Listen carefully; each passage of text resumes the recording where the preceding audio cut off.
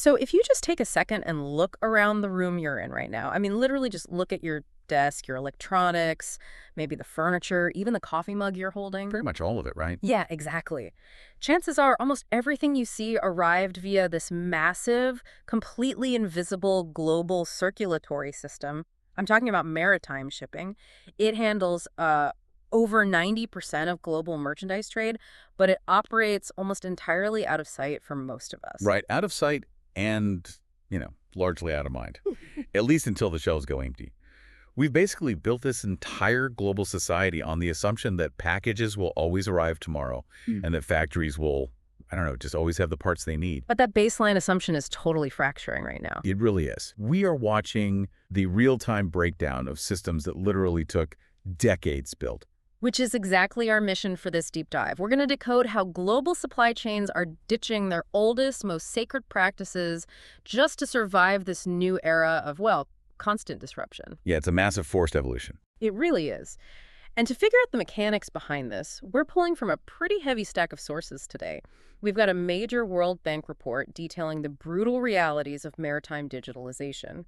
We are cross-referencing that with some dense academic papers from the National Research Journal of Business Economics and IJTRM. Those focus mostly on the seismic shifts in supply chain strategies, right? Exactly.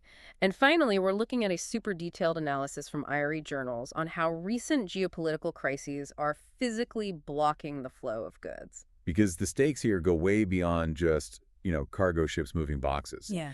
We are unpacking the hidden forces that dictate the availability, the delivery time, and the ultimate cost of everything you buy. It hits you right at home. Yeah, when this invisible maritime system struggles, you feel it directly in your wallet.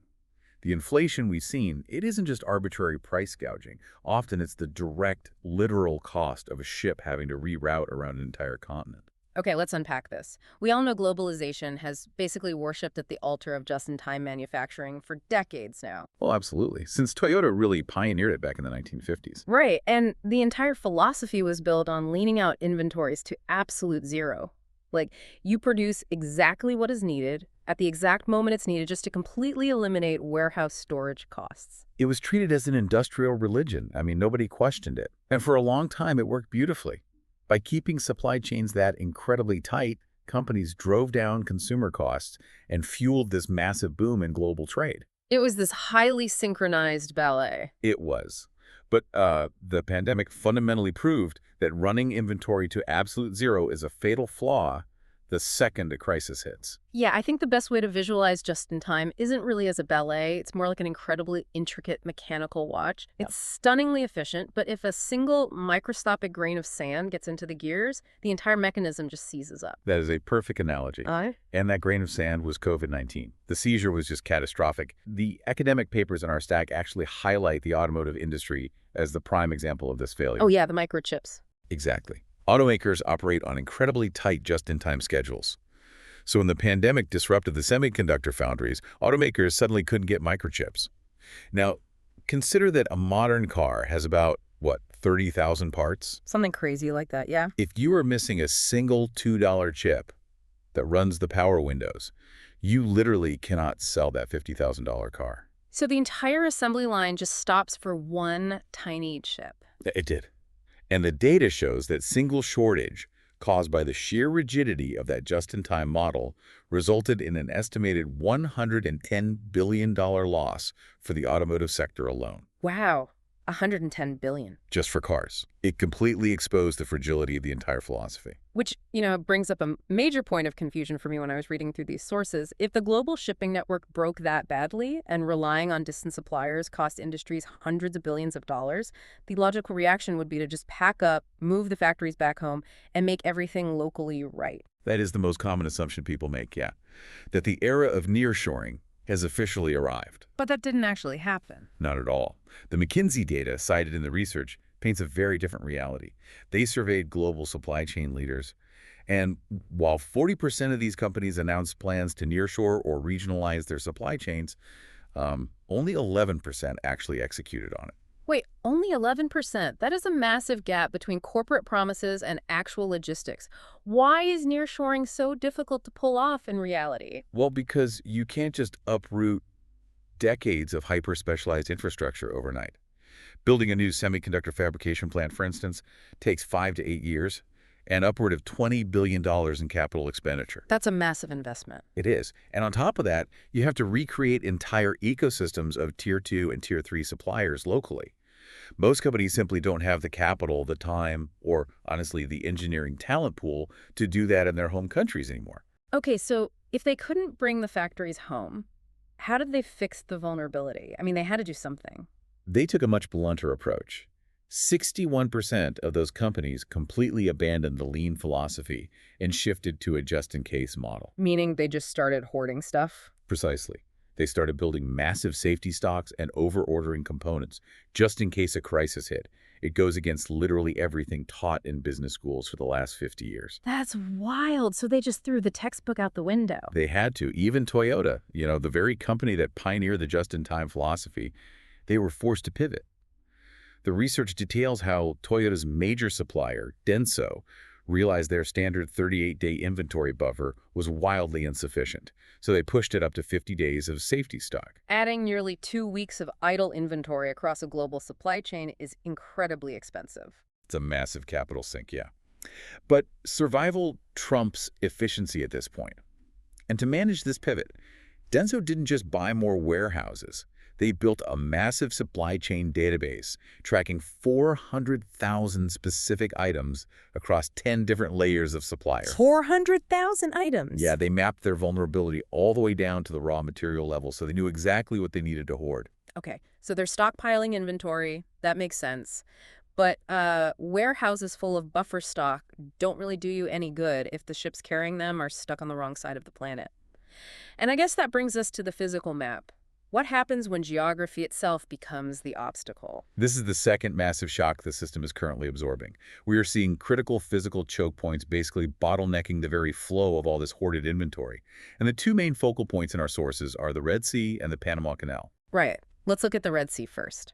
Since late 2023, commercial vessels have been facing continuous armed attacks in the region. And before we get into the numbers, we should be super clear here. The underlying geopolitics in the Middle East, and frankly with the Russia-Ukraine war mentioned in the sources too, they are intensely complex. Absolutely. So we are remaining strictly objective here. We're impartially reporting on the logistical impacts these conflicts have on global trade without endorsing any political viewpoints whatsoever. Right, looking strictly at the mechanics of moving cargo. And what's fascinating here is when you zoom in on the logistical math of moving these boxes, the numbers show a system in severe distress. Major shipping carriers, companies like Maersk and Hapag-Lloyd, they looked at the situation and determined the security risk was just too high. So they essentially just abandoned the Suez Canal entirely. Exactly. To get goods from Asia to Europe, they are now routing vessels all the way down around the Cape of Good Hope, right at the southern tip of Africa. Which goes back to the hook of this deep dive. The IRE Journal's analysis breaks down exactly what that detour means. Like, in the first quarter of 2024, container volume through the Suez Canal dropped by 50%. By sailing around Africa, ships are adding between 3,500 and 4,000 nautical miles to their journey. And that physical distance translates to an extra 10 to 14 days of transit time. And, time is money in logistics. The ripple effects hit the global economy instantly. The price spikes were insane. Yeah, freight rates from Shanghai to Rotterdam were hovering around $1,500 a container in mid-2023. By early 2024, as the rerouting really took hold, that price shot past $5,000 per container. Not to mention the environmental hit. I mean, you can't just sail an extra 4,000 miles in a massive diesel-burning vessel without a cost.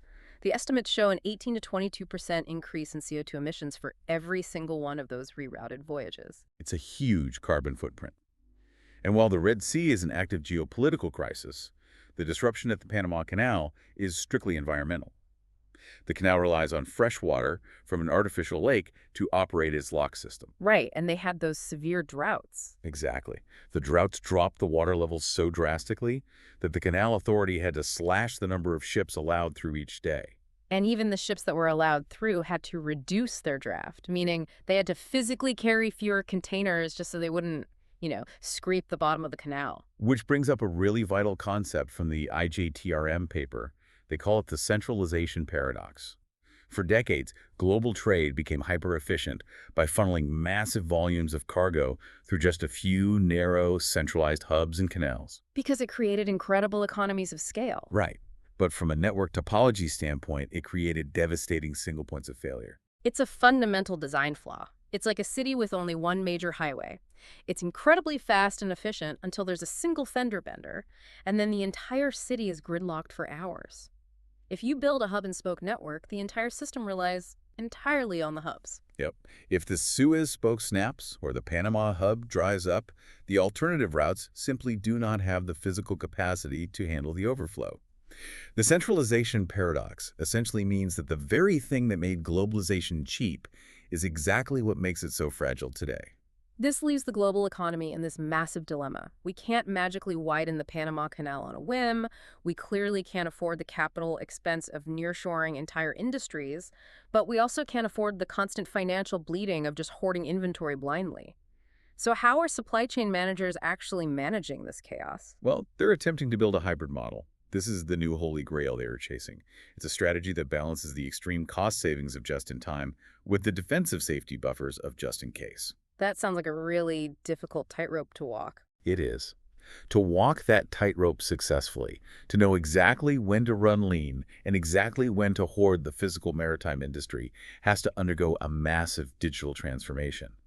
The physical ships are now relying on Industry 4.0 software to save them. Which is funny because I've found the World Bank Report section on this digital transition incredibly revealing, mostly because it shows how shockingly antiquated the maritime industry actually is. Oh, it's lagging so far behind other industries. Right, like the International Maritime Organization issued mandates for basic electronic data exchange at ports. Yet a survey in the report showed only a third of responding ports were actually in compliance. Only a third. The majority of the world's ports are still functioning on legacy systems. We are talking about clearing customs and managing literally billions of dollars of cargo using physical clipboards, phone calls, and, siloed spreadsheets. That is terrifying. But the World Bank lays out a roadmap to drag the industry into the modern era, starting with establishing a maritime single window. Right, the maritime single window is the foundation of all this. Historically, when a ship arrives at a port, it has to submit separate paperwork to customs, the port authority, immigration, health officials. It's a nightmare. It can take days just to get clearance to start unloading. Exactly. A single window digitizes all of that into one standardized portal. So it allows the ship to clear all those regulatory hurdles while it's still miles out at sea. Which completely eliminates the administrative dwell time once it docks. From there, the roadmap moves to port community systems. And this is where it actually gets interesting, technically. Yeah, this is the connectivity piece. Right, because instead of customs having their own database and terminal operators having a separate database and truck drivers having no visibility at all, a port community system uses APIs to force all these separate databases to talk to each other in real time. Those APIs are crucial. Think about it. If the terminal operator's software automatically pings the trucking company's software, the very second a specific container clears customs, the truck can be dispatched exactly when needed. Rather than sitting in a massive queue, burning diesel and wasting time, it's basically like upgrading from a static paper map to a live GPS app like Waze, where it dynamically reroutes you around traffic. That's exactly it. And the ultimate evolution of this, according to the report, is the smart port, which integrates 5G connectivity, the Internet of Things, and artificial intelligence. The goal being to move from a reactive system to a predictive system, which brings me to a part of the academic research I really want to dig into. The AI stuff. Yeah. The IJETRM paper focuses heavily on AI being deployed through Bayesian networks and digital twins. And I understand the buzzwords, but I'm struggling with the actual mechanics here. How does a Bayesian network actually account for something as chaotic and unpredictable as a ship getting attacked in the Red Sea or a sudden drought in Panama? Okay, let's break down the mechanics. We'll start with the digital twin. Mm. A digital twin is not just like a neat 3D model on a screen. It is a highly complex, live simulation of a company's entire physical supply chain. So it knows where everything is at all times. Everything. It maps every factory, every shipping lane, every warehouse. Companies use these twins to run Monte Carlo simulations.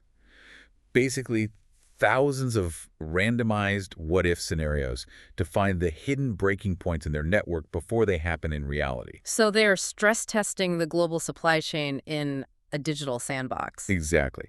Now, you inject the Bayesian network into that sandbox. A Bayesian network is an advanced conditional probability engine.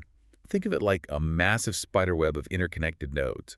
It doesn't need to predict the future perfectly, it just calculates uncertainty and interdependency. Give me an example of how that maps out in the real world. Sure. So if you pluck one thread on that spider web, say a labor strike at a port in Germany, the Bayesian network calculates how hard those vibrations will hit every other connected thread. Okay, I'm following. It assigns probabilistic weights. So it determines, okay, there is an 80% chance the strike delays a specialized valve, which creates a 60% chance a factory in Mexico halts production, which creates a 90% chance the final product in Detroit will be late. Wow. It mathematically maps the ripple effect across the globe. Yes.